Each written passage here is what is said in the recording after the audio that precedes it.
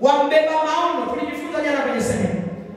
Mbeba maono wa Israeli ambaye ni Mungu mwenyewe hakutaka Israeli iwe na mfalme.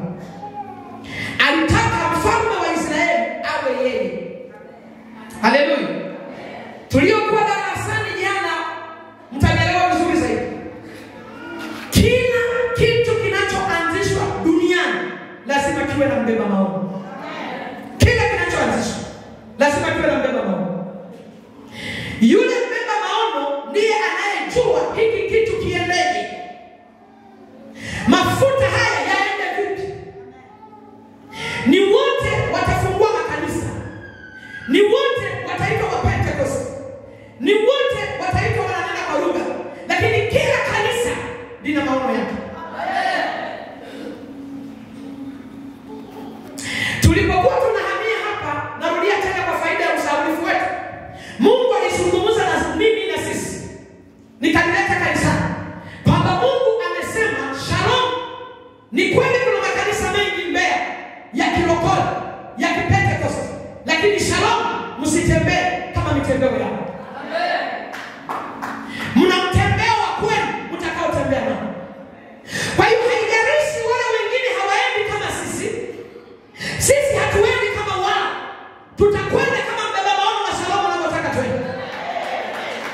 Ukitaka ustawi katika huduma, ukitaka ustawi katika kilichoanzishwa na Mungu ndani yako, lazima uende kama yule aliyeanzisha kazi ndani yako. Anataka uende namna gani?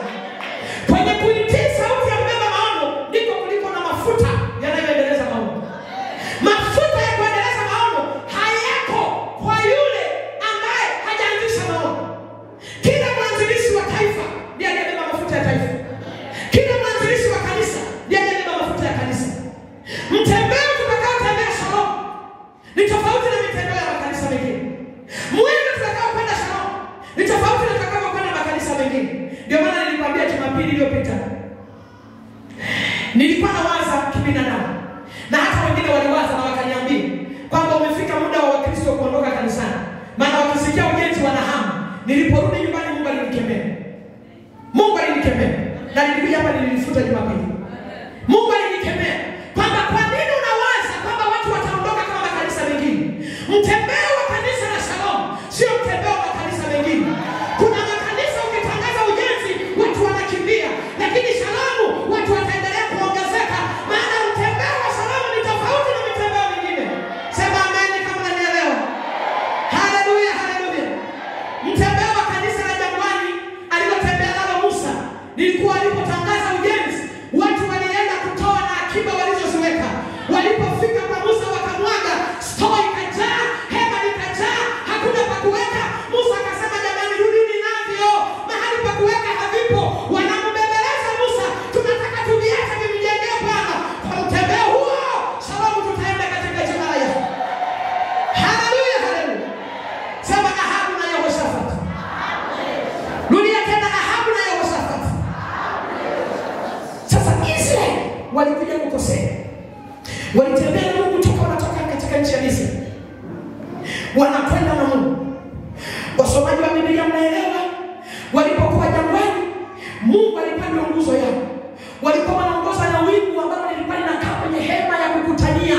Kwenye hema kama kanisa, kama leo tunasema kanisa, lakini kule jangwani walikuwa wanaita hema ya kukutania na Mungu wao. Kwa hiyo wakiona wingu limetanda juu ya hema, haitembei, wanakaa. Hawanyanyuki.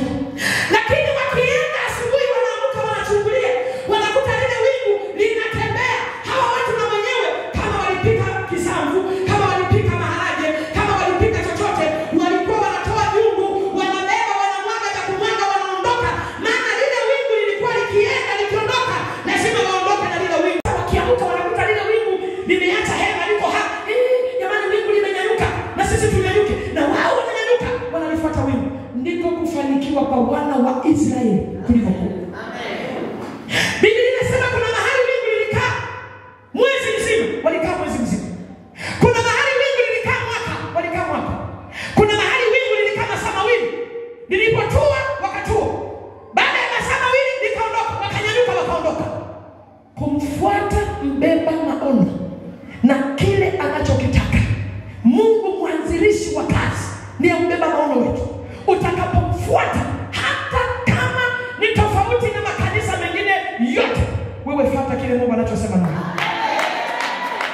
Tunaelewana kanisa huu? Biblia inasema walishinda sana. Walipigana vita wakashinda vibaya mno. Kwa maana Mungu alikuwa pamoja nao. Walipofika mahali wakaanza kukuta kuna mataifa mengine yana mfalme. Wakaanza kusema na sisi tunataka tuwe na mfalme kama mataifa mengine. Na ishu ya kutaka mfalme ilianzia wapi? Ilianzia kwenye udhaifu wa watoto wa kuhani. Udhaifu wa watoto wa kuhani. Kiongozi wa kiroho, watoto wake walikuwa hovyo. Kwa hiyo walipokuwa hovyo watoto wake, ikatokea kwamba kanisa likasema, lile kundi likasema hapana, hawezi kutuongoza wewe. Mbona watoto wake hawako vizuri, hawako sawa? Sasa wakasema na sisi basi tunataka mfalme kama mataifa mengine. Aliwaonya sana kwamba mfalme ninyi sio type yenu. Ni kweli mataifa mengine yana mfalme, lakini ninyi hamtakiwi kuwa na mfalme. Wakasema mbona wafalme wa mataifa mengine wakiwa na mfalme wanashinda vitani, wanatoka wanapigana, wanashinda, mbona na sisi tunataka tuwe kama? Hakuna kitu kibaya cha kujifananisha na mtu mwingine katika safari ya roho. Safari ya rohoni. Na ndio maana nakwambia sio mbeba wako tu wa kanisa. Hata hapo ulipokaa, kila mmoja Mungu amemwita kwa namna yake hapa. Kila mmoja Mungu ameweka mzigo wake mahali hapa. Usijaribu kujilinganisha na wengine hata kama watakuvunja moyo. Ukasema mbona mimi nafanya zaidi wenzangu hawafanyi? Aliyekuita wewe na kuweka huo mzigo ni Mungu na wala sio wanadamu. Usijilinganishe na wengine. Sema amen. Sema amen. Sema amen. Wakaenda baadaye Mungu akasema okay, wapi? Maana watu wameshupalia, wamekomalia, tunataka mfalme kama mataifa mengine. Tunataka. Mungu akamwambia chukua mfalme. Wakapokea mfalme. Walipopokea mfalme Sauli akaenda taifa la Israeli likaanza kuwa na wafalme. Sasa kipindi cha Daudi, mnakumbuka Daudi alipokea kwa Sauli, si ndio? Baada ya Daudi alipaswa uzao wake, mfalme ni ule wa kurithishana, uzao wake mtakiwa uendelee na utawala. Mungu akamwinulia Suleiman. Sasa Mungu alipomuinulia Suleiman, kama kuanza vizuri ukamaliza vibaya. Yes. Hakuna kitu kibaya. Kuna watu wamepiga mbio vizuri za imani, lakini wakifika mbeleni ile nguvu ya kupiga vita inaondoka kulingana na maisha. Aidha ni utajiri. Kuna wengine wakibarikiwa wanatenda mbali na Mungu. Aidha ni umaskini. Kuna wengine wakiwa maskini wanatoka kwenye laini ya Mungu. Biblia inasema kwa kinywa cha Paulo, nini kitanitenga na upendo wa Mungu? Je, ni njaa? Je, ni utajiri? Ninachotaka kukuambia, hata kama Mungu atakubariki kwa viwango vikubwa, chunga laini yako isitoke mbele za Mungu aliyekubariki. Hata kama Mungu atakuinua, kuna watu wameinuliwa na Mungu hata kuomba hawaombi. Kuna watu wameinuliwa na Mungu hata sadaka hawatoi. Wanajivuna wao ni wao kanisani. Nisipotoa mimi wengine hawa wote ni sifuri. Sikiliza, kazi ya Mungu hainaga tajiri. Mwenye kanisa ni Mungu peke yake ndiye anayefadhili kanisa. Tunapoanza hili kanisa kuna mtu mmoja alikuwa anajeuri sana. Mimi ndo nina pesa hapa. Mimi ndo nilie mstaafu. Wengine hawana pesa. Kamuuliza leo anaendeleaje?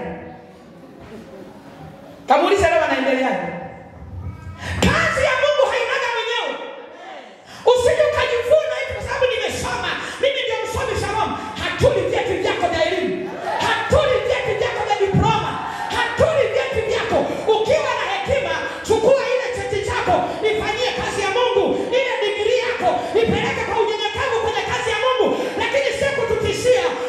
Wako wakina Petro walikuwa darasa la 4A, lakini Bwana alijenga kanisa kwao.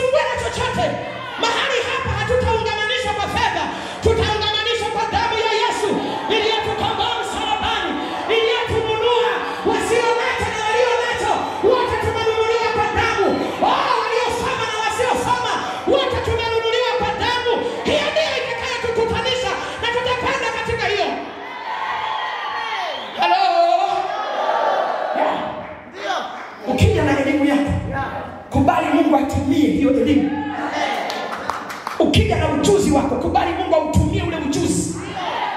Ukija na uwezo wa kifedha, elimu ya kifedha, kubali Mungu kupitia wewe utupe maarifa.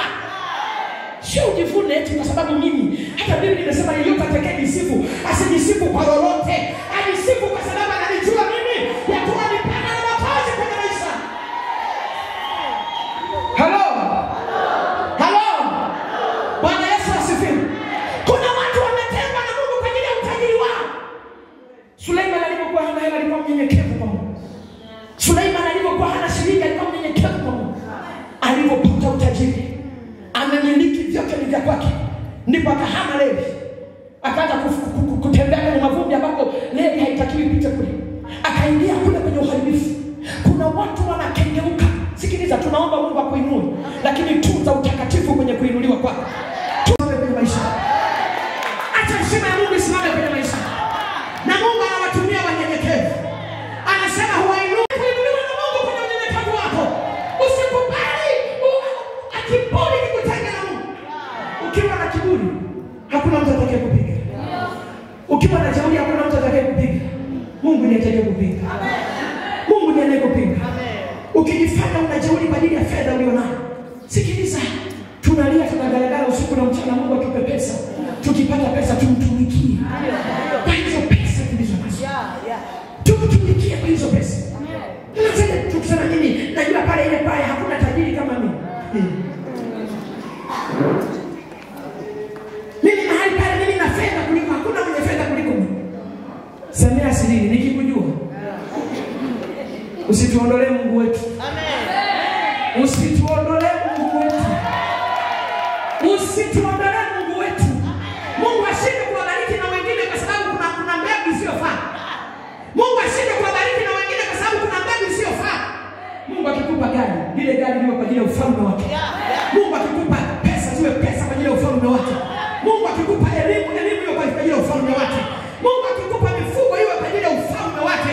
Chochote utakachopata elekeza kwenye ufalme wake. Chochote utakachofanikiwa elekeza kwenye ufalme wake. Na hivyo maana Mungu anageuza moyo. Bwana ugeuze moyo wako, au tengeneze moyo wa uandae utakapobarikiwa.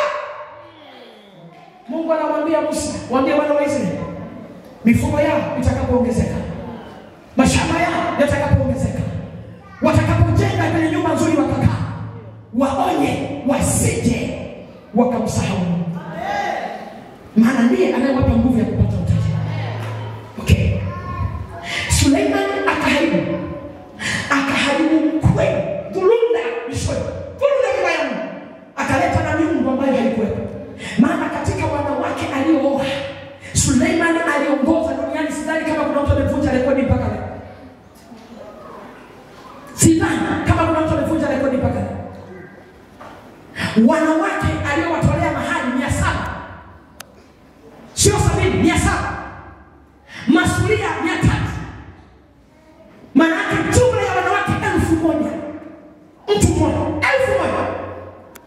Imagine hata kama angeamua kulala siku moja kwenye nyumba, anakuja kulala kwa huyu mwanamke leo. Kwanza wanawake wale walikuwa na tabu, mimi sielewi. Amelala siku moja leo hapa, kesho anaenda kwa jirani.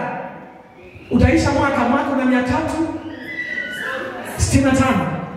Bado hajamaliza kurudi hapa. Akamaliza 700. Akahamia kwa masuria.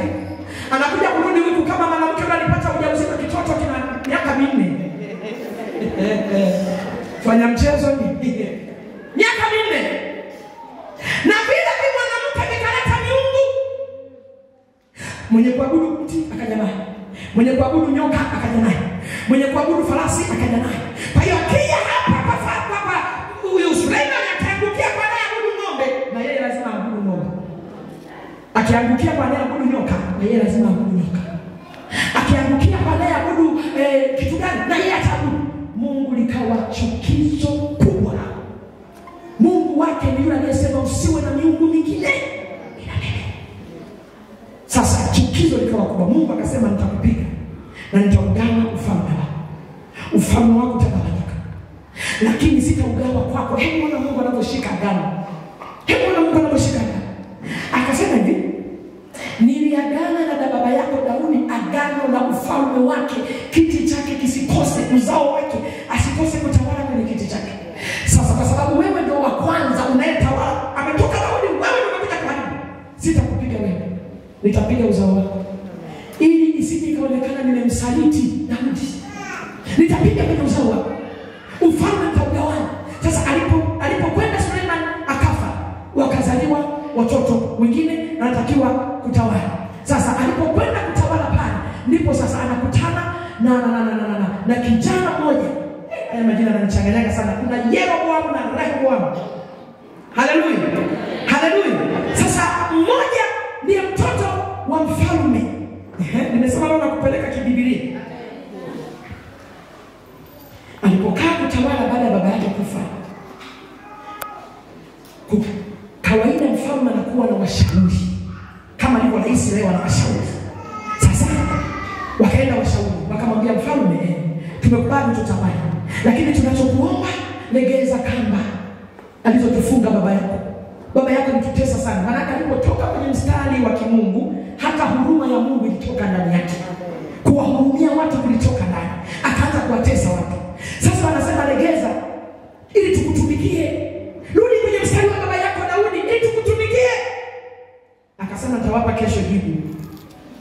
Yule mtoto alikuwa ni mdogo anapoingia kutawala. Alipokuwa ameambiwa na wale wazee, akaacha mashauri wazee, akaenda kwa majenzi. Akaenda kwa vijana, maana alikuwa kijana. Akaenda kwa vijana wenzi. Oya, eti wamenijia wale wa baba wale wazee wale. Eti wananiambia nipunguza, kabla acha hizo bwana, acha hizo ni za kizee hizo. Acha, wewe tukufundishe, waambie neno hili kwamba baba yangu kama aliwapiga kwa mijeledi, nitawapiga kwa mke. Nitazidisha mateso mara. Yakamkolea vijana wenzi. Ya wazee akayatupilia mbali. Wanapoenda kukutana baada ya siku 3 na wapa jibu. Sijakubali, kama baba yangu alikuwa mkali nitazidisha. Nini alitembelea mashauri ya vijana wenzie waliompa. Ndipo pale ufalme ukagawanyika. Kukawa na ufalme wa kaskazini na ufalme wa kusini. Wakatokea wafalme wawili ndani ya taifa moja. Kukawa na utawala wa Yuda na utawala wa nini? Wa Israeli. Kukagawanyika. Kwa hiyo taifa moja likawa na wafalme wawili. Okay. Nadhani nimekufikisha hapo, tutakwenda vizuri pamoja na wewe. Ahabu na Yehoshafati wote walikuwa wafalme. Wote ni wafalme. Lakini Ahabu alitawala kaskazini. Maana alitawala Israeli. Lakini Yehoshafati alitawala kusini, Yuda. Wote ni wafalme. Wote wako Israeli. Kuna mmoja alitawala makabila 10, mwingine akatawala makabila 2. Sifa za hawa wafalme walikuwaje? Ahabu alikuwa ni mfalme mbaya mbele za Mungu. Ndiye mume wa Yezebeli, mama wa machafuko. Ahabu ndiye aliyekwenda kuoa mwanamke yule mwana wa miungu. Yezebeli anaitwa mwana wa Esi Bahari. Maana alikuwa ni mwana anayetoka kwenye asili za Mungu, akamuingiza kwenye kiti cha enzi cha Mungu cha Israeli. Kwa hiyo maisha ya Ahabu yakapinduliwa na Yezebeli. Sikiliza niwaambie wanaume. Wanaume, Bwana asifiwe. Hata vijana ambao mjaoa, Bwana asifiwe.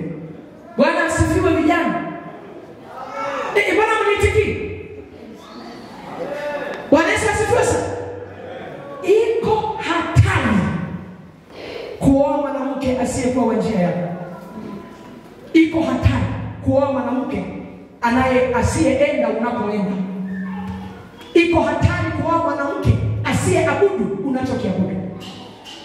Leo hii tunaongezana ujinga tu, mkipendana huko, nitamgeuza tu yule anaelekea baba yako. Mimi naona vijana wangu wengi, huyo mtu unayetaka kuoa wewe, unajua historia yake. Babu yake alikuwa na saliki, sefra. Baba yake. Nauliza huyo unayetaka kumuoa. Si unajua mama vijana,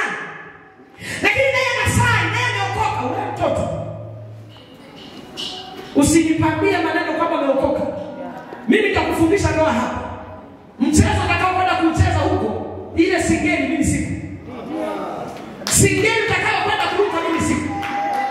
Na utakapokuja kwangu nitakwambia sina sheria ya kubatilisha ndoa. Alichokiunganisha Mungu mwanadamu asitenganishe.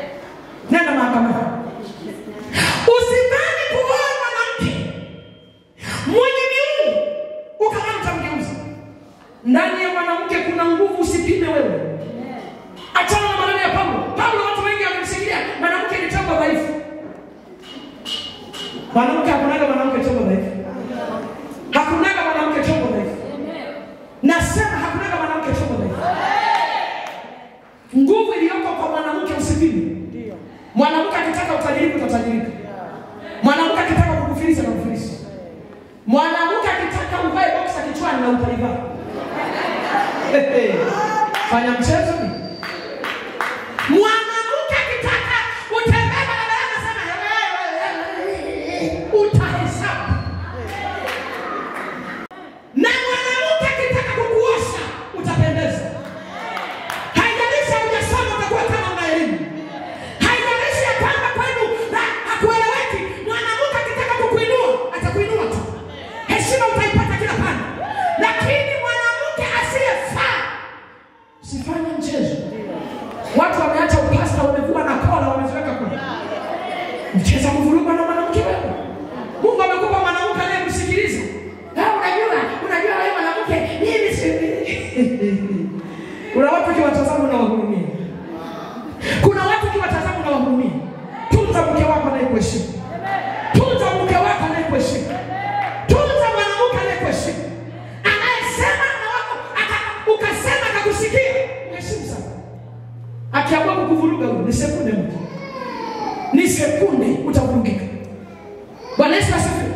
Na ndio maana Mungu aliwakataza Israeli wasioe na wanaume na wasioe wanawake wasio na mume kwao. Moyo wa Suleiman ukapinduliwa. Mno wa Ahab akamua Yezebeli. Na kaangalia Yezebeli mnene mzuri, ana shepo namba 8.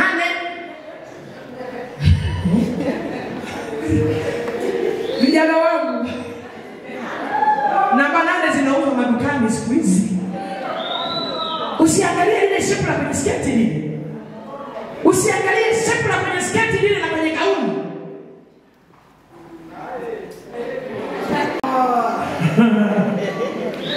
Bwana Yesu asifiwe. Bwana Yesu asifiwe. Bwana Yesu asifiwe. Niliwahi kuwa na binti yangu mmoja mahali hapa uione. Nisema yani mama, kijana huyo akisema mama, mke wake ni yule wa tumbo ni kama hajazaa. Kiuno kiko kule kinapepea. Alisema yani mama, nikimwangalia natamani nikate na panga lile kalio lake.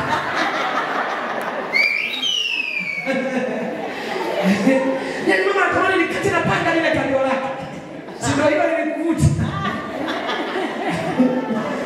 Bwana Yesu asifiwe. Bwana Yesu asifiwe. Unapotaka kuoa usiangalie leo, angalia kesho. Unaoa mwanamke atakayekuwa mama wa kizazi chako. Unaoa mwanamke atakayekuwa mwalimu wa watoto wako. Unaoa mwanamke atakayekuwa daktari wa watoto wako.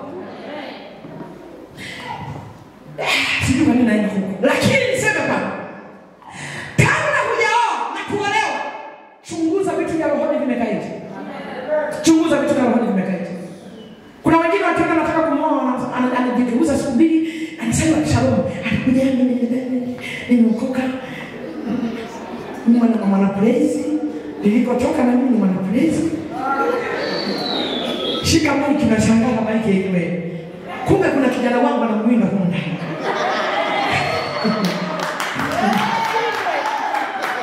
Ndio maana huwa nakufundisha kutembea katika roho nyakati zote. Wanaotembea katika roho hawanyang'anyiki. Hata akija vita na ima sauti ambayo ni ya malaika, hawaangalii sauti, wanaangalia kule ndani. Huyu mwanamke ni mwanamke atakayevika heshima. Huyu mwanamke ni mwanamke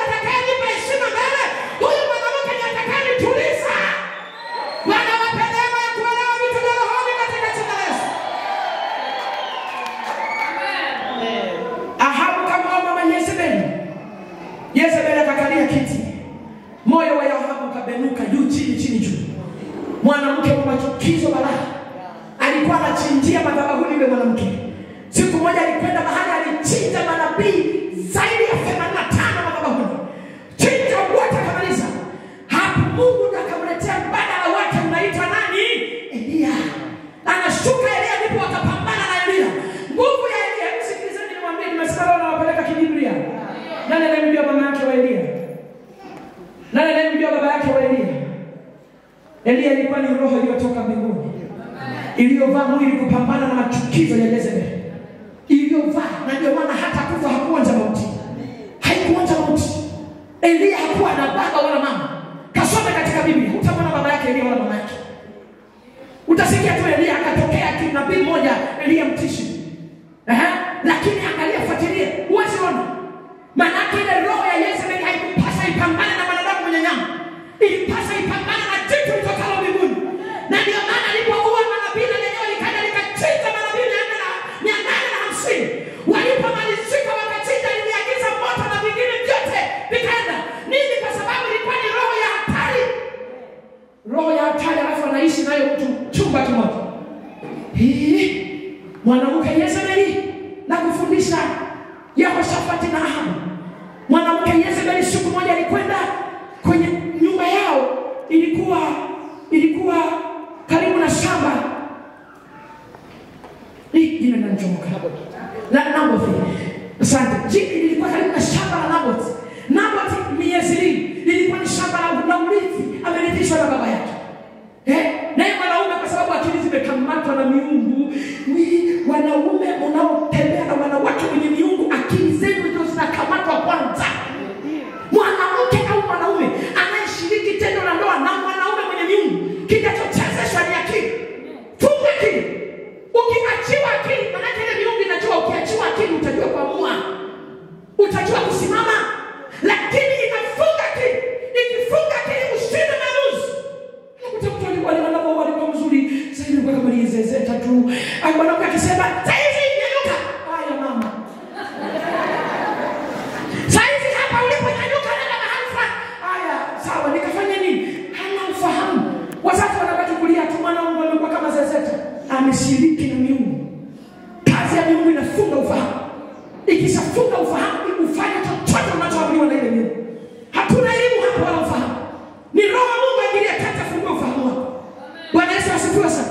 Ndio maana wazazi tuna kazi kuombea watoto wetu kule wanapoenda kuoa. Yesu wewe bora wawe na mke 45 wachelewe wakaoa watu walio sahihi.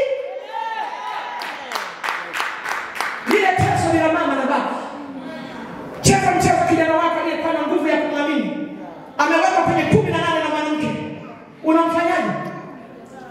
Ameweka kwenye 18 akafua napi za mtoto.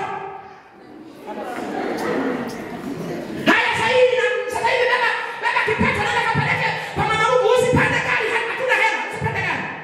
Tembea mpaka Ishonje kwa miguu. Mama uliyezaa unajisikiaje? Hiyo hakika wanasema ni shida mama na kwa Mungu.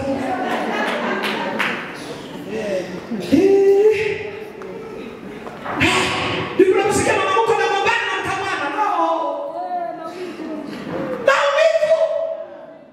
Maumivu ya nauma. Sifanye mchezo. Ahabu na lenyewe akili zimeshikiliwa, nimekamatwa na mwanamke.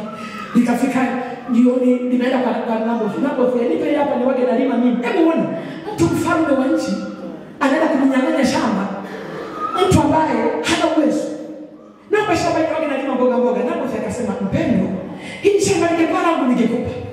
Ila urithi, mimi nimepewa tu, niwe naangalia. Kwa hiyo siwezi kukupa mali ya urithi." Na alikuwa sahihi Naboth. Unauzaje shamba ambalo sio lako? Unampaje mtu nyumba ya urithi unagawa? Haiwezekani. Naboth Ahabu likaenda kwa mke wake linajibebisha. Yaani ndio tunawake. Amepika chakula mabinti, kula chakula. Si. Nyie watoto baba yenu anakula hajala. Kwani anaingia chumbani? Kwani unajala? Yaani mimi nilikuwa nimeenda shambani kule. Nilipofika shambani nimekuta Naboth Nikamwambia Nabothi, nipe shamba hili tulimake mboga mboga. Amesema nina ulinzi, kwa hiyo mimi siwezi kula chakula. Akasema cha upumbavu, wewe ni mfalme, amka ule kesho unapata shamba. Asielewe napatapateje shamba hajui. Mwisho wa siku yule mwanamke na uovu wake limejaa damu Yezebeli. Likaenda kukutanisha wazee. Likatafuta, likasema kesho nataka huyu Nabothi afe. Mumuue hadharani. Tutamuue jamaa hajakosa kitu. Kesho ni amri afe. Anakatalia shamba afe kesho. Ukioa mwanamke wa Mungu, mtakuwa mnakufa kama kuku. Wizi ameniangalia jicho baya.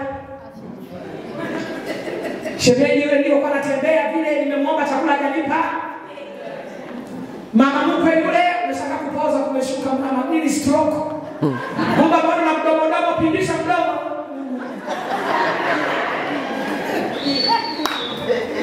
Pindisha mdomo. Kuona na mke wa Mungu narudia ni hatari.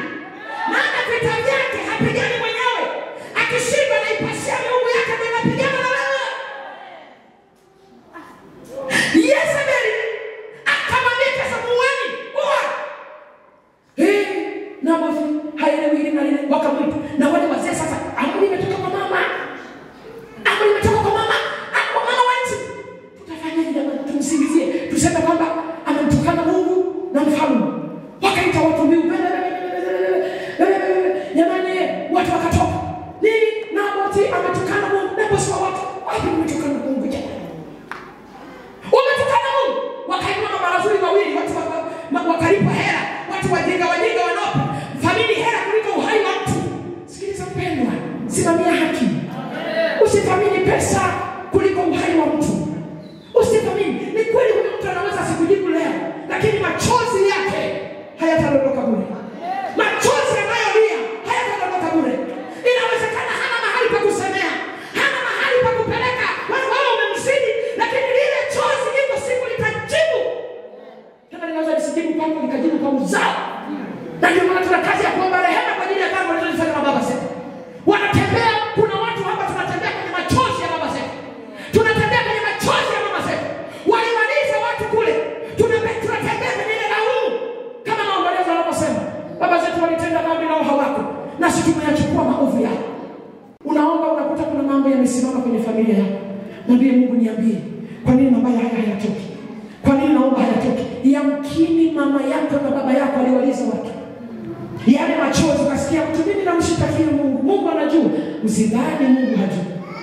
Mungu anakuja kulipa kwa usawa. Rudi kwa Mungu, muulize Mungu, haya mambo mbona hayatoki? Mungu akikufunulia ni wazazi wako kama hali pao. Ingia kuomba toba na rehema. Baba Mungu, samehe kitu kilichofanyika. Maana utayabeba maovu utatembea nao. Utabeba kutokufanikiwa utatembea nao.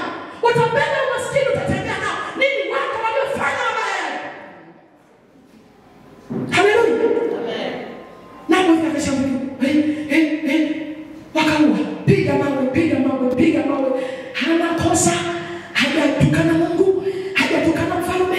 Wakamuua Nabothi, wakamaliza. Walivyomaliza wakapeleka taarifa kwa bosi. Alikuwa na hofu ya Mungu si kawaida. Alikuwa anatembea na Mungu kwa viwango visivyokuwa vya kawaida. Yehoshafati hakuamini kushinda vita Mungu asipoenda naye. Maadui wakimwinukia, Yehoshafati anakimbilia madhabahuni, Mungu niende au nisiende? Amen. Yehoshafati alikuwa ni mtu aliyejaa hofu ya Mungu usiku na mchana. Amen. Yehoshafati akamuona mfalme wa Yuda, akashuka kwake. Aliposhuka kwake, huyu Ahabu akamchinjia ng'ombe, akampa zawadi na nini. Wakatengeneza urafiki kati ya huyu mchinja na huyu mcha Mungu. Huyu aliyefanya machukizo kupita na huyu mwenye hofu ya Mungu kupita, wakatengeneza urafiki. Ametengeneza urafiki. Siku nyingine akamshukia. Alipomshukia, anamkuta Ahabu yuko kupanga mipango, yuko kutengeneza mbinu za kwenda kupiga mji mwingine. Wakaenda kupambana na ule mji mwingine.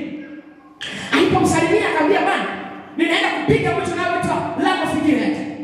Twende tukapigane.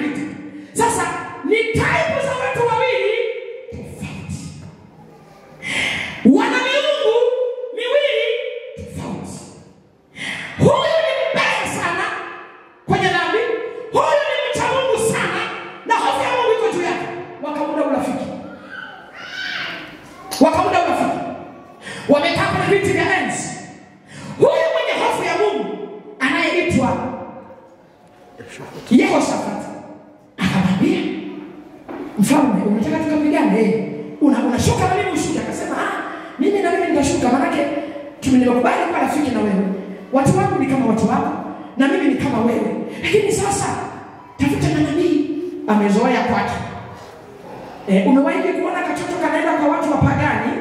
Katoto kamlokora aliyezoea kuomba kila wakati kabla ya kula, kanaenda kwa wapagani. Wanapoanza kula anasema subirini tuombe. Tuombe kwanza, usile bila kuomba. Yaani hata kamezoeshwa kuomba kabla ya kula. Hata kamezoeshwa kakiwekwa kila mmoja ashambulie. Sasa ni watu wawili tofauti. Wenye miendo miwili tofauti. Mungu akusaidie kunielewa. Amen. Wanaunda urafiki. Huyo amezoea kila vita ninayokwenda kupigana lazima Mungu aniamulie kwamba niende kupiga au nisipige, niende kuvamia ule mji au nisivamie. Huyo amezoea vita ikipanga ni kupanga ni kunyanyuka na kwenda kupigana. Huyo anamwambia ni sawa, mimi naweza kwenda kushuka mbele, lakini tutafute manabii. Akasema nimeshawauliza manabii. Manabii nimewauliza 400. Nimewakusanyisha manabii 400, nimewauliza na aliwauliza wale manabii peke yake. Na ni manabii gani? Ni manabii wa uongo. Alijitengenezea manabii wa uongo. Maana yeye vitu vya kweli vimetengana naye. Huyu Ahabu akajitengenezea manabii 400 wa uongo wenye kumfariji. Sikiliza wapendwa.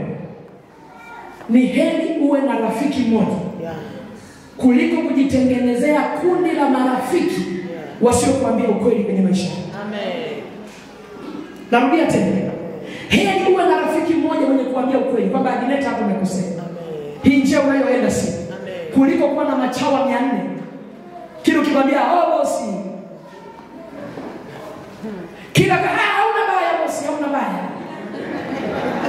Bosi tukatikana mtu sawa bosi, hauna baya. Twende tukaile sawa bosi, hauna baya. Unajitengenezea mauti ya njia yako. Japokuwa nyakati za leo ni nyakati ambazo watu hawapendi ukweli, lakini mimi nakwambia kwenye hii madhabahu, tafuta ukweli ili upate kuishi. Tafuta mahali utakapoambiwa hapa umekosea. Na hata kama hauna moyo, kuna watu wengine tukiambia umekosea unachukia. Mpende anayekwambia ukweli. Amen. Kuliko anayekwambia uongo. Amen. Anayekwambia ukweli ni rafiki anayekupenda. Hata kama una kawaida ya kununa unapoambiwa ukweli, Bwana kuponye katika jina la Yesu aliye hai. Bwana kuponye kwa jina la Yesu. Kuna watu kiwaambia ukweli hata kukusalimia kusalimii. Kuna watu kiwaambia ukweli hata nyumbani kwako haji, hata kanisani hasari nini wameniambia. Kubali kupona. Kubali kuambiwa ukweli, ukweli upate kukuponya. Amen. Sipende kuwa na machawa unaokwambia kila kitu sawa. Kila kitu sawa. Tumchukie mtu fulani tumununie sawa. Kisha unamununia yule mtu umekosana naye nini? Tusiende nyumbani kwake sawa. Hujui. Ndivyo alivyokuwa Yehoshafati. Wale manabii 400 wakamwambia, alipowaita wakamwambia, mfalme kwea ukafanikiwe. Yuko mmoja alikuwa anaitwa Kenan. Akatengeneza na ishara za mapembe. Pembe za kama za nyati. Anamwambia, no. Ewe ni Zedekia mwana wa Kenan. Akatengeneza pembe za uongo na ukweli. Jamani, manabii wa uongo wa kwanza leo wanaenda zamani. Akatengeneza mapembe, akaweka. Nilipokuwa naomba, Bwana ameniambia, usitishike na mtu akisema Bwana amekwambia. Usitishike na mtu akisema Bwana ameniambia. Ukiona mtu anakuja kwako anasema Bwana ameniambia, mwambie nashukuru. Na mimi ngoja niende kwa Bwana aseme na mimi. Aliyesema na wewe atasema na mimi. Aliyekufunulia na mimi anifunulie. Aliyekuonyesha na mimi anionyeshe. Usitishike tu mtu anakuja Bwana ameniambia. Kuna mabwana wengi Bwana yupo nikwambia. Ndio. Labda ni Bwana ambaye mimi simtumiki. Labda ni Bwana ambaye mimi simsujudi. Kwako ni Bwana lakini kwangu mimi sio Bwana. Kama ni Bwana amekwambia na mimi nitaingia kufunga na kuomba ili Bwana aseme na mimi. Bwana akisema na mimi nitafanya. Amen. Shida ya watumishi wengi walokole wengi ni wavivu kwenda magoti. Unachishika Bwana amesema nilipokuwa katika usiku wa leo nilionyeshwa ndoto, Mungu amesema. Ukipima rohoni uko kwenye mizani unagundua usikubali haraka. Na wako manabii wengine wa uongo kabisa wanakutishia kabisa. Usijibu sasa hivi, usipojibu Bwana atakupiga hukumu. Jamani, Bwana gani atakayeni hukumu ovyo? Bwana gani atakayeni hukumu ovyo? Wewe na mimi niende kwa Bwana wangu. Na mimi niende kwa Bwana wangu. Aliyesema na wewe asema na mimi. Kuna mtumishi wa Mungu mmoja alienda kwa mtumishi wa Mungu kwa Shalom. Alienda kumwambia, Bwana asifiwe. Mungu amesema nimetoka kwenye maombi ya siku 3 kama moyo na sauti. Nilikuwa naomba sana. Mungu akaniambia unipe milioni 2,600,000. Anayemwambia sio mtoto rohoni. Anayemwambia ni mtu mzima. Amekuwa. Ameacha kunyonya, walipakaga pilipili zamani. Amekomaa, anajua kula kande. Anajua kung'ata vitu vigumu. Akamwambia nashukuru sana mtumishi. Ila na mimi naomba niende kwa Mungu wangu. Akinithibitishia, ninakupa. Una maana unashaka na Mungu wangu. Unashaka na Mungu wangu. Mungu wangu amesema, wewe unanilazimishaje? Unanilazimishaje? Kama Mungu amekutuma, huyo Mungu na mimi nimwendea kanipa majibu. Wewe unatoa tu pesa kwa sababu unajua umetapeliwa. Mjinga ni wewe. Wajinga ndio waliwao. Wewe ulipoambiwa Mungu amesema, kwani wewe hauna Mungu anayesema? Hauna Mungu mwenye majibu? Hauna Mungu anayekuthibitishia? Akija kwamba kikwambia Mungu amesema na mwambie ninakushukuru sana na mimi nataka niende kwa Mungu anayesema. Akinithibitishia nitafanya, asiponithibitishia sitafanya. Tuko kwenye nyakati za magumashi hizi hapana. Ndio. Watumishi wengi ni watumishi lakini magumashi. Usikubali kupokea ujumbe hovyo hovyo. Umekubali umepokea ujumbe, nenda magotini. Amani ya Bwana imekuamulia, fanya. Amani ya Bwana inagoma, tupa kule. Sema amen. Sema amen. Sema amen. Ni kweli Biblia imesema usifuate unabii. Lakini inasema zijaribuni. Zipimeni hizo. Zinatokana na Mungu au zinatokana na nani? Kama haitokani na Mungu tupia kule. Tupa kule. Utajiunganisha na madhabahu ambayo sio ya kwako. Mtumishi wa Mungu huyu aliyeasi Ahabu. Sasa huyu aliye na hofu ya Mungu. Rohoni kukakataa. Rohoni kukataa. Yehoshafati rohoni kukataa. Akasema, ni kweli hawa ni wengi kabisa 400. Jamani, mbinguni kwa Mungu hakunaga wengi wapi?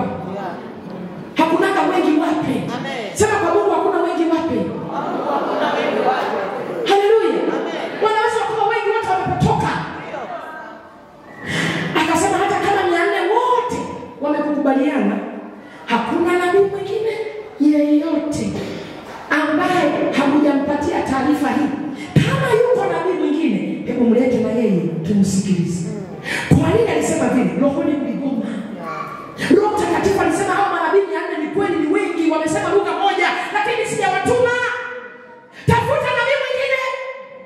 Yule mwingine nataka nimwambie, na maana unashaka na mimi. Akasema sina shaka, lakini hebu ni vizuri tujiridhishe. Kwa maana tunapoenda vitani tunaenda kuuza uhai kule. Tunaenda kuuza uhai kule. Lazima tuthibitishe. Akasema yuko nabii mmoja anaitwa Mikaya. Yule siku zote hanitakiagi mema. Akasema huyo ni nani? Nenda kamwite huyo Mikaya. Aliye tofauti na manabii wengine. Kamwite aje hapa. Anapowatuma watu wakamwite, wapendwa, mnasinzia au mnanisikiliza? Ninakupa neno la msingi la kukusaidia. Wakasema, Greta wewe na wewe John wakaja, walipokuja akasema na watuma waende kwa Mikaya. Ila mkamwambia iliyotokea huko. Kwamba manabii wote 400 wamekubaliana. Na yeye akija aseme kama hawa. Si huyu Yehoshafati anataka nabii mwingine? Atakayeleta habari nyingine na yeye asipinde. Jamani, magumashi zilianza zamani. Uharibifu ulianza zamani. Kuna watu wanakubali kuhongwa na maneno ya watu, wanageuza imani. Usigeuze imani hata kama wengi watakuwa kinyume na wewe. Simamia msingi wako wa imani. Simamia njia yako ya imani. Umeamini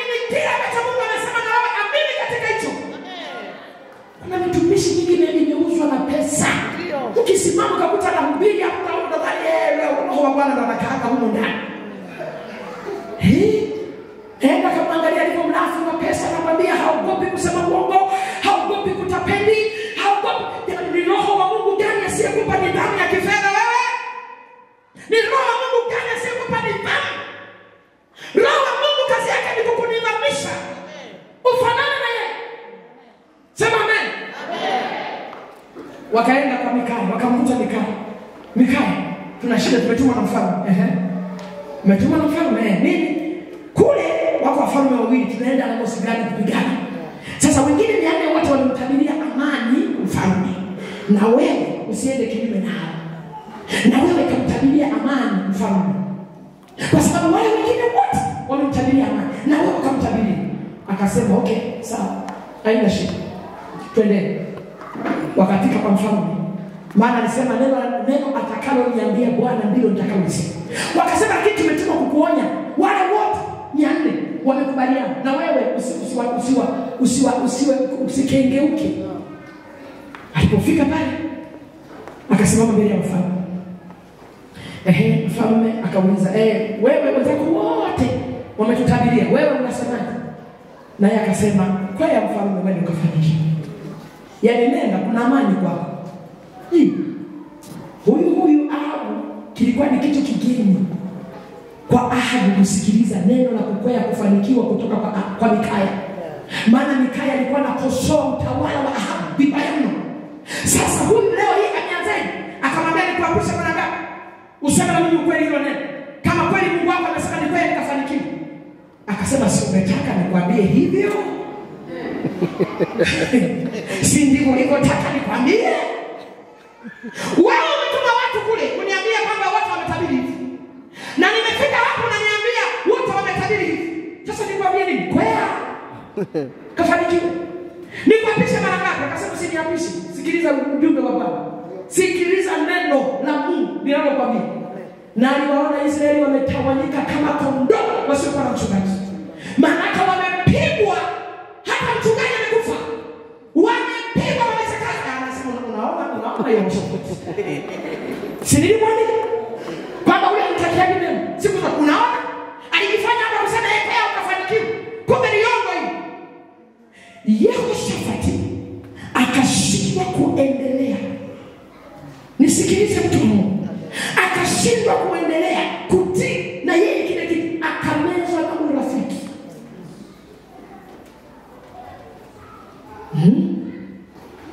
Akamezwa na urafiki. Akainuka yule aliyetengeneza mapembe yule. Aliyetengeneza mapembe mwanzoni kumwaminisha mfalme. Kuna watu wanatengeneza mapembe hizi. Yanaweza asiwe mapembe hivi lakini anapokuja hapo kwa unyenyekevu. Tumishi Mungu. Kuna mambo ulimwengu huu hata kabisa. Yeye anakuangalia kuangalia nje.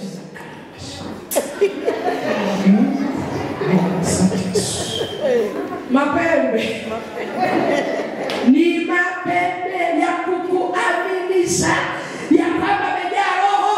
Ashukuriwe Mungu alisema mkija hivyo mimi nakuangalia rohoni. Wewe ni nani? Nina nuru moja na mwambia Roho Mtakatifu niambie aliyeko mbele yangu ni nani? Ndio neno langu. Wewe ni kausha sana sakati.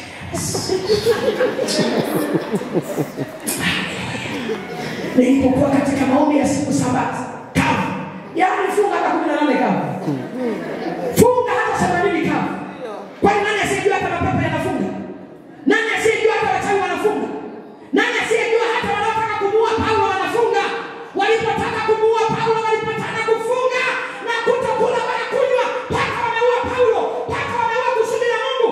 Hata wanaotaka kukuua wanafunga. Kufunga sio kigezo cha kama wewe ndio mwenye nguvu sana. Lazima tukuchunguze rohoni umekaje. Lazima uchunguze rohoni umekaje. Wewe kuwekea macho yenye kuskani, kuangalia huyu mtu anayekuja mbele yako ni wa viwango gani. Kuna viwango vinatengenezwa. Hata ukipekua kwa macho hutaweza kuona ubaya. Unahitaji roho wa Mungu. Akupe nguvu ya kuskani ndani. Kumuona huyu ni nani anayekuja mbele yako. Ni nani? Unafikiri shetani atakuja kwako amevaa mapembe? Hapana. Wanavaa ngozi ya nini? Kondoo. Kumbe ni nini? Kumbe ni nini? Jifunze. Haleluya. Tabia mzee jifunze. Nunua skana ya macho. Una maskana wakini. Toka anakuja pale na ujumbe. Lete ujumbe sikatai. Ila kuja hapa usinilazimishe kutendea kazi ujumbe wako. Ndio. Usinilazimishe kutendea kazi ujumbe wako. Amen. Kuna mmoja hapa anamsema siku zote alihama. Anakuja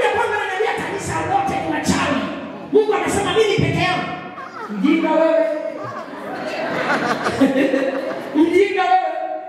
Kanisa lote ni wachawi hawafai. Mungu ananiambia kwamba tutatembea mimi na wewe.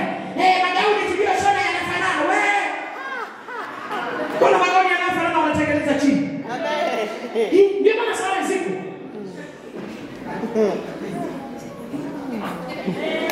Bwana Yesu asifiwe.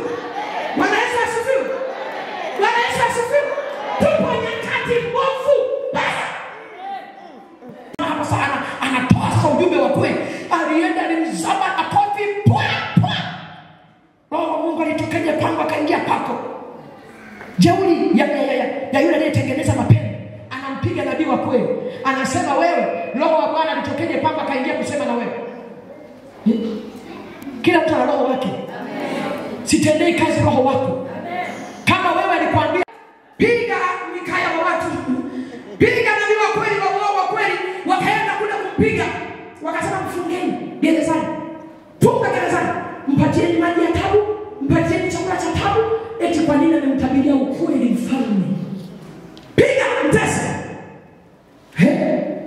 Ashukuriwe Mungu anapomfunga mikono. Hawakufunga kimya. Alitamka Mikaya anapopelekwa gerezani kwa ajili ya kusema ukweli. Akasema mfalme, ukirudi kwa amani, Bwana hakusema. Kama utarudi kwa amani, Bwana hakusema. Nimekubali kula chakula cha tabu. Nimekubali kukaa gerezani. Nimekubali kupigwa makofi mbele ya hadhara. Nimekubali kwenda kukaa gerezani na kula chakula cha shida. Lakini kinywa changu kinasema neno la mwisho, ukirudi kwa amani, Mungu hakusema na mimi. Amen. Peleka maneno yako, peleka. Funga Mikaya wa watu. Kilichofuata wakamchukua huyu Yehoshafati, wamekubaliana kwenda vitani. Ili Ahabu lijanja, miungu yake tayari imeshakuwa ni mtu wa miungu sasa. Ikatengeneza exchange, ikatengeneza mabadiliko. Nikamwambia hivi mwenzi, sasa wewe, mimi nataka niende niwe mtu wa kawaida vitani. Huyo anamwambia Yehoshafati, mimi nitaenda vitani, lakini mimi kule vitani nitakuwa mtu wa kawaida. Lakini sasa nikifika kule vitani, wewe ndio uvae kifalme. Wewe ndio uvae kifalme. Anamwambia Yehoshafati, wewe uvae kifalme wa Yehoshafati. Mimi nitaingia kama watu wa kawaida. Ni nini alichokuwa anataka kukifanya? Ni nini alichokuwa anataka kukifanya? Bwana Yesu asifiwe sana. Amen. Bwana Yesu asifiwe sana. Amen. Hawa watu wawili walisahau. Sema walisahau. Sema walisahau. Kuwa kila mtu ana madhabahu ya kwake. Kila mtu ana madhabahu. Ahabu ana madhabahu ya Mungu. Yehoshafati ana madhabahu ya Jehova. Na kama kila mtu ana madhabahu ya kwake, hakuna madhabahu bila Mungu. Maana kila madhabahu, kila mtu ana Mungu wake. Yehoshafati na Jehova, hawa wana miungu. Sasa ile vita ya miungu, hapa naomba nisikilize vizuri. Vita ya miungu ikaanza kupigana. Okay? Ndani ya Yehoshafati kuna Mungu wa kweli. Ndani ya Ahabu kuna miungu. Kwa hiyo sasa ile miungu ikaanza kupigana yenyewe. Maana miungu huwa inapigana. Miungu kwa miungu huwa inapigana. Wangapi wanajua miungu inapigana? Miungu inapigana. Ukienda mahali pasipokuwa na Mungu wa kwako, vita inatokea. Vita inainuka. Na ndio maana huyu Mungu wa kwetu anasema hata sadaka zinazotolewa kwa Mungu yule mwingine msile. Kwa maana mkila sadaka zile mnapata shida. Miungu na miungu haina gombana. Sasa inapogombana miungu, matokeo yanakuja kwa wewe uliyebeba miungu na Mungu. Ndio inakuja matokeo. Amen. Sasa huyu Ahabu ana mashetani. Huyu Yehoshafati ana Mungu aliye hai. Ile miungu ikaanza kugombana. Ilipoanza kugombana, miungu ikataka kumuua mtu aliyebeba Mungu wa kweli. Kwa nini? Kila mfalme anayetawala ndiye anayeweza kuachilia nguvu ya Mungu wake kwenye taifa. Tunaelewana? Amen. Kila mfalme anayetawala ndiye ana Mungu, yule Mungu wake ndiye anayeweza kumwachilia kwenye taifa. Kwa hiyo kama ni mfalme, mtumishi wa Mungu mwenyewe, mnakumbuka wapendwa? Ngoja kurudisha kidogo. Tulipokuwa na rais mwenye hofu ya Mungu at least kidogo. Yes. Magufuli. Ilipoingia corona alitupeleka wapi? Kwa Mungu. Alitupeleka wapi? Kwa Mungu.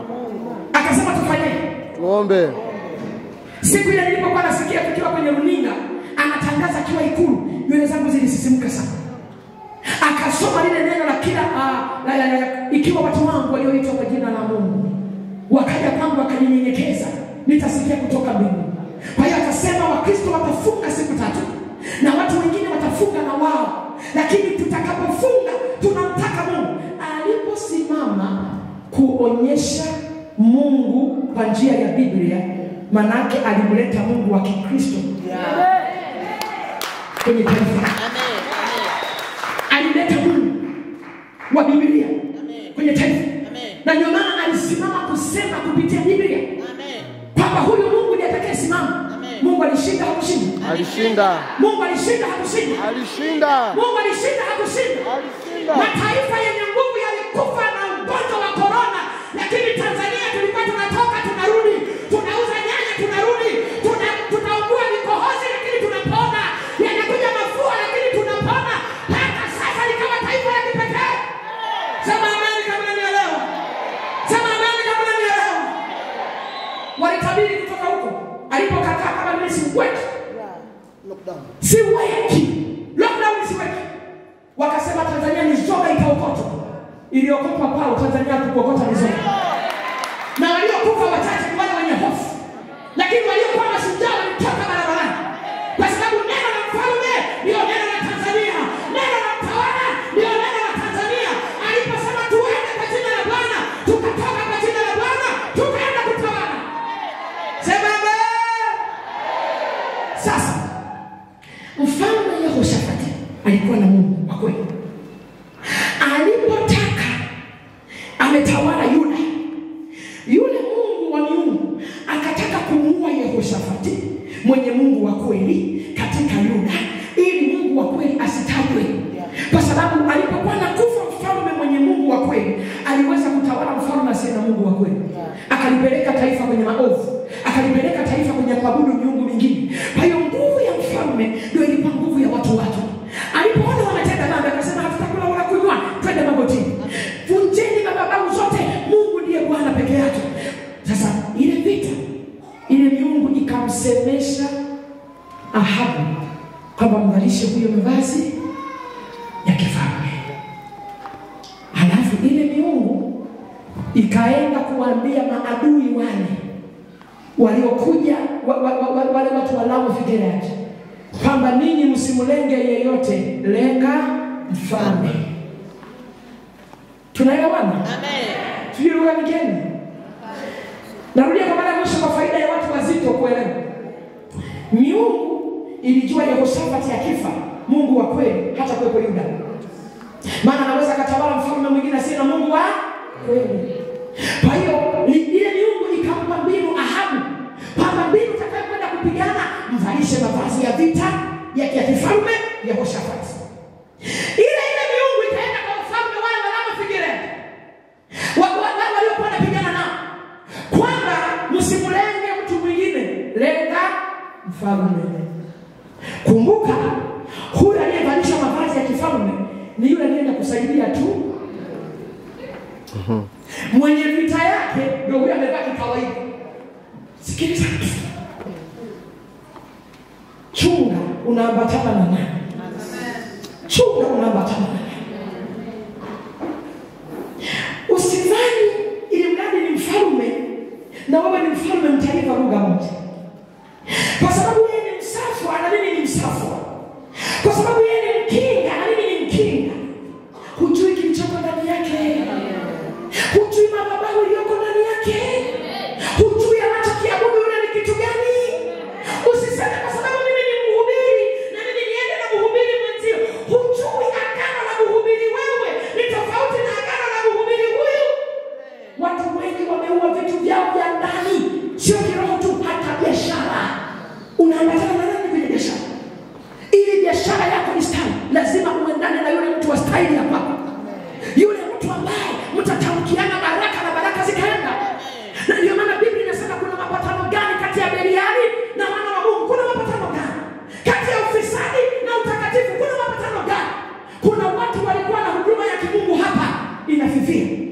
Usikemee pepo. Angalia umeambatana na nani. Wakati huduma ilikuwa inachukua, wakati maombi yalikuwa moto pako, uliambatana na nani? Wakati sifa zilikuwa zinachemka, uliambatana na nani? Wakati maombi yanakufa, umeambatana na nani? Umeambatana na mtu gani?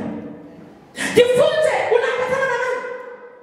Wakati uchumi wako unakaa sawa, unaambatana na nani?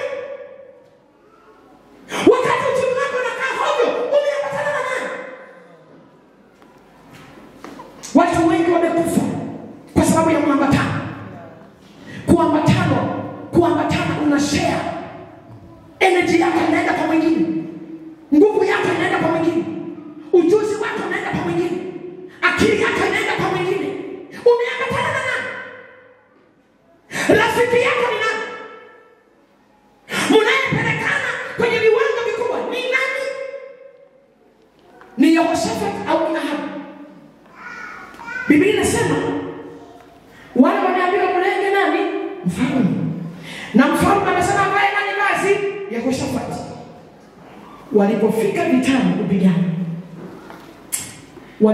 vitani kupigana. Kuna kitu kukusikia. Rosa na kwa yako ramasiki. Ribasa katemosi. Rikatemosi. Roho Mtakatifu najua jicho lako liko hapa. Roho Mtakatifu najua jicho lako liko hapa. Roho Mtakatifu najua jicho lako liko hapa. Yesu. Ninakucheka. Kwa jina la Yesu. Kwa jina la Yesu ni hapa. Hebu endeleeni kuombea hawa. Bado. Hawa. Endeleeni kuombea hawa. Bado. Kwa jina la Yesu. Wengine walipewa vyakula kwenye ndoto. Wengine walipewa vyakula kwenye uhalisia. Vile vyakula havikuwa vyakula. Vilikuwa ni vyakula vya kumaliza. Mnakuaje hivyo? Kwa jina la Yesu. Kila agano la vyakula. Vyakula ulivyopewa, vinywaji. Ulipewa likatoke. Lile vyakula likatoke. Vyakula vinavyofunga agano. Vinatoka. Ukisikia kichafu cha mbele. Vyakula vilivyofunga agano. Kama ni kinywaji. Au ni chakula. Au ni tunda. Ulilopewa. Likafunga agano. Kwenye ulimwengu wa roho. Linatoka. Tibua.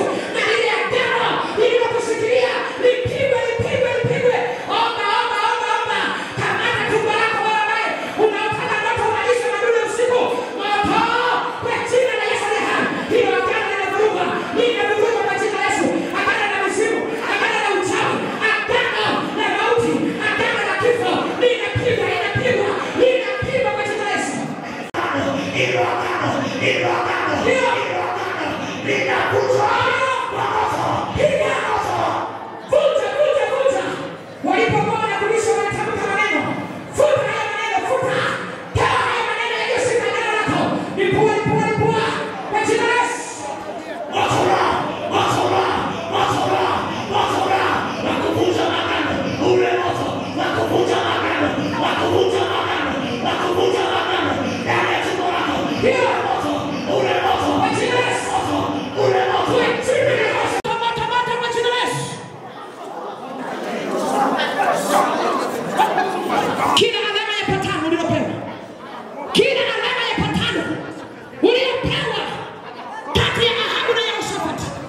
ipigwe, ipigwe. Inapigwa, inapigwa, inapigwa. Natuma radi, natuma radi. Natuma radi, natuma radi. Kwa jina la Yesu natuma radi. Yepo korosa. Kwa jina la Yesu ya. Tunazuia moto kwa damu ya Yesu. Tunazuia moto kwa damu ya Yesu. Kila chochote, kila chochote, kila chochote kilichounganisha mahusiano yako, kilichounganisha nafsi yako na Yezebeli, kilichounganisha mahusiano yako na bahari, kwa jina la Yesu, kwa jina la Yesu, kwa jina la Yesu. Ikiwa ni mavazi, kwa damu ya Yesu. Ikiwa ni chakula, kwa jina la Yesu ya ilo tumbo ambalo lilipokea hicho chakula, kwa jina la Yesu, kwa jina la Yesu, kwa jina la Yesu, kwa jina la Yesu.